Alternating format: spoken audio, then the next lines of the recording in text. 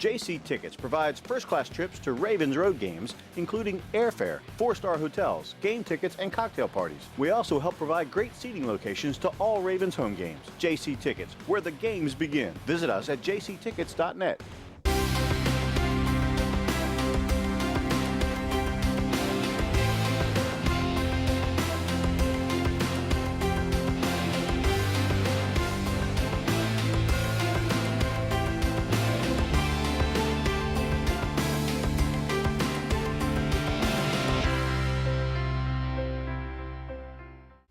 Ravens Wrap is sponsored by Bud Light, jctickets.net, Geico Insurance, Dunaway Furniture, Ocean City Golf Club, RussellStreetReport.com, Comfort Inn Gold Coast, Holiday Inn Express, BuyAToyota.com, your official site for Toyota deals.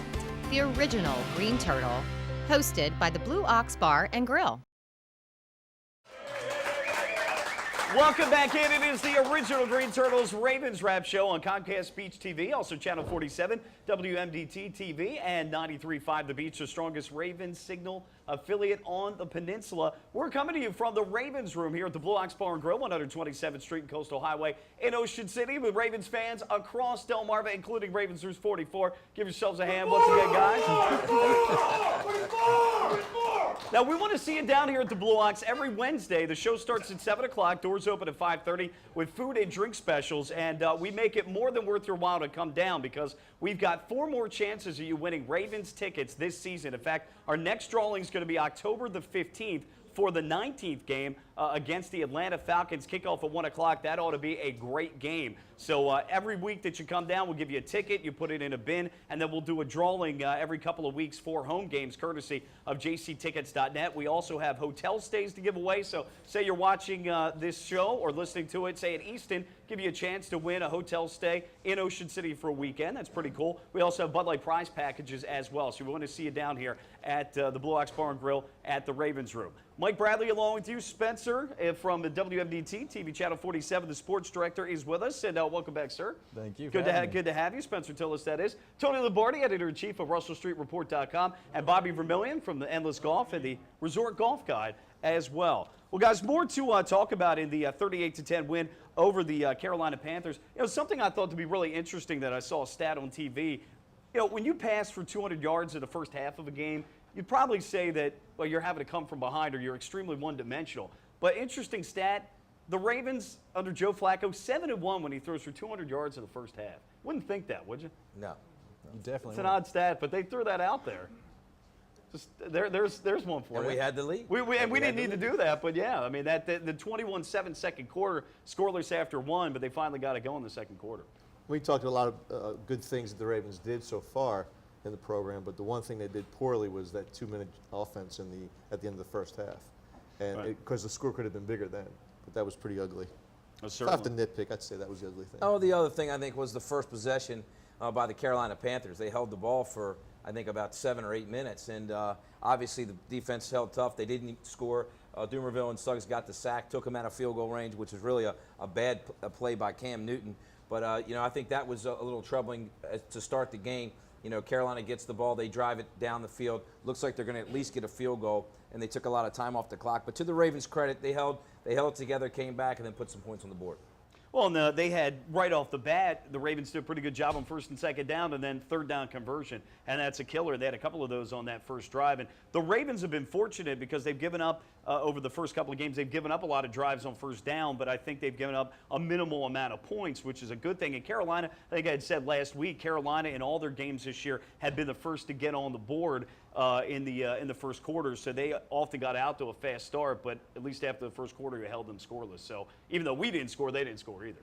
That's a weird stat, too. I mean, that's playing with fire normally when you let people extend drives and kind of get those first points and stuff. And you wouldn't normally expect your team to come out on top of those other things. And that's obviously something that they need to address moving forward. But like you said, it's hard to find anything that they did wrong in that game if you're going to nitpick on them. No question about it. They'll always find something, but, you know, initial look, yeah, they're a very smooth game and pretty good game in all 3 phases for the most part. Tony, let's talk about the running back situation. You know, Bernard Pierce was active for this game, but he did not play. Taliaferro and Forsett did an excellent job. We talked about the balanced run attack they had, and it was balanced within the backs. I don't think it was a knock on Pierce, but with a hot hand like Taliaferro and Forsett, why would you want to alter things? And obviously they didn't. I think when you have that running back by committee like that, and we're getting back to that three-headed monster kind of thing that the Ravens had back in what the 2009 season, or 2008 season, Yeah. okay, with Rice and McLean and McGahee. So they're getting back to that, and they went with a hot hand back then too. And so that's not such a bad thing to do. The concern I have is Forsett, throughout his career, hasn't been a guy who has been a workhorse. His size doesn't indicate that he should be a workhorse. He's a change of pace guy. He's very, very patient following his blocks, and that's really effective in the zone blocking scheme. But I think to get the most out of him, you should probably flip his role with Pierce and have maybe Forsett touch the ball 8 to 10 times a game. Taliaferro's your short yardage workhorse, kind of like McLean was back in that three-headed monster year, and you've got Pierce playing the McGahee role. Well, I think, Bobby, he's in a good situation then because he does have two other backs that can spell him. Yeah, he doesn't have to be the workhorse, and I think it goes week to week too with matchups, depending on the defense and the personnel that's out there. And Tony, who has the hot hand? Obviously, Forsett played well. The week before was Taliaferro, had a good week, and Bernard Pierce didn't get any touches because they were moving the football, so there's no reason to put him in. Probably wasn't 100% yet. So having three backs is nothing but a bonus. There's competition, obviously, at that position, which I just think breeds excellence, and I think moving forward, it's going to do nothing but benefit the Ravens. Sort of indicative of a Gary Kubiak offense, too. He's taking guys that virtually no-name running backs and makes them effective because they play within the scheme. They play within the confines of the game plan. And maybe it was because we were just so bad on offense last year, but you just get a very confident feeling about this group that they have confidence. They're very much in tune with what they're doing. They understand what they want to do. There's not a lot of confusion. Again, I know I mentioned in the last segment a well-oiled machine, but it really does feel that way, and I guess we're not really used to that in Baltimore, to be quite honest. Yeah, it feels like it's been a while, too. And the funny thing is, I don't know if they had those expectations or those were placed on them coming into the season, but they're right. They're finding that rhythm. They're finding a groove, and you're seeing it in the confidence. And it's funny, too, we're sitting there talking about the running backs. You look at Pierce, and with him being banged up, they needed that. They needed people to step up behind him, and you get that contributions, and then it just filters down throughout the rest of the offense, I think. As soon as somebody catches that fire, it just spreads. Tony, we've gone kind of in reverse because here's a stat for it. And it's early in the season, but the offense has gotten off to a great start. But 1997 was the last time that the Ravens had an offense that finished the season ranked in the top 10 in total yards. Now, again, we're a long ways away from finishing out the season, but it's an excellent start. But no question, this offense is carrying the team, and it's carrying a defense that's still very much, at least in the back seven end of it, trying to find itself. You know, with the silver lining, even though that's a good stat, the silver lining in it for me is that it's early in the season, and Kubiak's offenses, typically they start to gel later in the season. So the fact that they're getting off on a fast start relative to last year, with all the struggles were, and they're in the top 10, as you said, I think that that's going to only get better as they get more rhythmic, and Joe Flacco gets more and more comfortable in the offense. Tony, I agree with you. I think the key going into the season, if you take a look at the season so far, besides the first half of the Cincinnati game, the rest of the season has been pretty impressive for the Ravens offense. So when you look at a new offensive coordinator in Gary Kubiak and the new personnel we have in the backfield and on the offensive line, for the Ravens to get off to a good start offensively, I think that's a huge factor in this team right now. The one weakness we see out there right now is probably the secondary. And we're mixing and matching and making things happen. But overall, we're great in the red zone. That's what's kind of helped us win a couple games. Absolutely, great point. Yeah. We talked about the fact that James Hurst played very well at left tackle, filling in for Eugene Monroe. And it's good to see. Now, this game coming up, we'll talk about the Indianapolis Earthdays game coming up. It'll be a big test for Hurst on the road with that noise. But if he comes out after a couple of weeks, I think right now they're saying about a month for Monroe, you got to feel good that you've got a backup tackle there, because I don't think a lot of people feel good about Ja Reed having to fill in. And I wouldn't be surprised if in an emergency it wouldn't be an Osemele or Yonda that would play a tackle position if need be in emergency.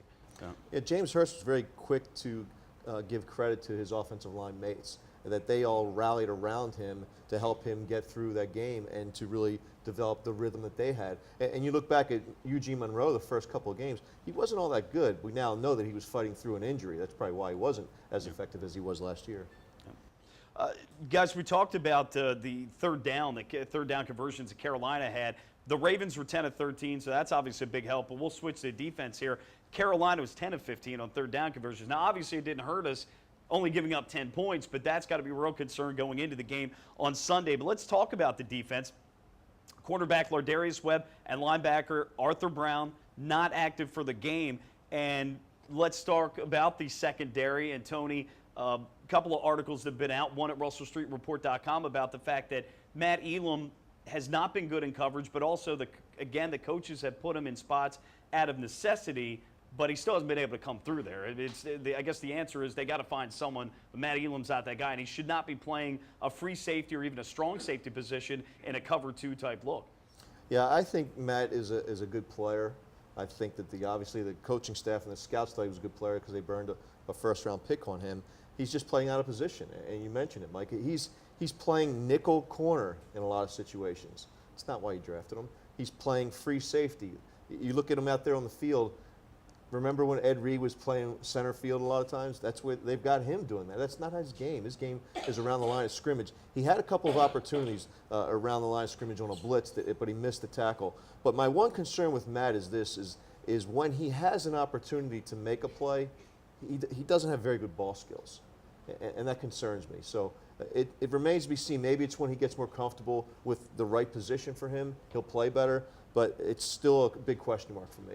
Yeah, Bobby, they've got to put him in a better situation to succeed. If he's going to cover guys in the pass, it's got to be running backs and tight ends that aren't capable of going too vertical down the field, or at least in a zone situation where he's only carrying him so far down the field, because he's not going to be able to chase these guys. And we saw that. The kid Gabriel from Cleveland ran right by him. We saw Benjamin do it as well. There's no way he's covering those guys. Yeah, and to be fair to Matt Elam, like Tony said, he's out of position. That's not why they drafted him, but he's thrown into a situation where he has to play that position because right now they don't have anybody else. If Lardarius Webb is healthy, you see a different Matt Elam. And I think even in the game against Carolina, he had some receivers covered, but his ball skills, he just didn't turn his head. And let's give credit to Cam Newton. He made some really, really good tight throws in that game. Yeah. He did. On third down. And Elam was there on some tight throws. It was just a good throw. That's my point about the ball skills, though. Yeah. And I do think you give him some time, you put him back in the right position, I think he'll be a better player. I think with Brooks is more like the free safety that we need. He's a guy that could be the ball hawk. I think he played a decent game this week. You're going to see him get more playing time. I think John Harbaugh alluded to that. So the future probably for the Ravens is Elam and Brooks. And I think that'll be a pretty good combination. Yeah, and you talked about we got to get back a healthy Lardarius Webb to help out the situation. And the guys that are on the field right now, there's some guys that shouldn't be, and they need to get to the bench or maybe off the team altogether. Shockey Brown maybe being one of those guys. All right, we've got a lot more to get to. We'll recap the 38-10 win, the Ravens over the Panthers. It's Ravens Wrap Show right here on Comcast Beach TV, WMDT, TV channel 47, and 93.5 The Beach. Keep it here.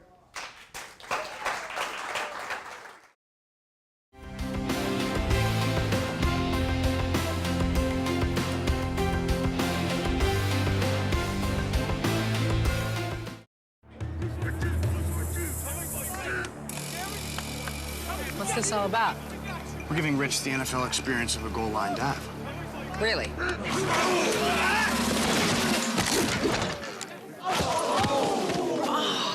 There's an easier way to get an ultimate NFL fan experience. Just snap the tag wherever Bud Light is sold and you could win. Bud Light in the NFL. Here we go.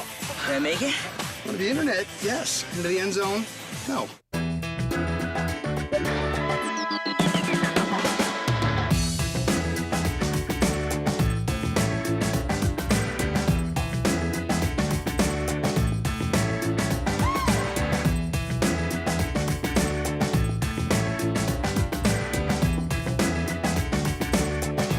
Come see us at Blue Ox.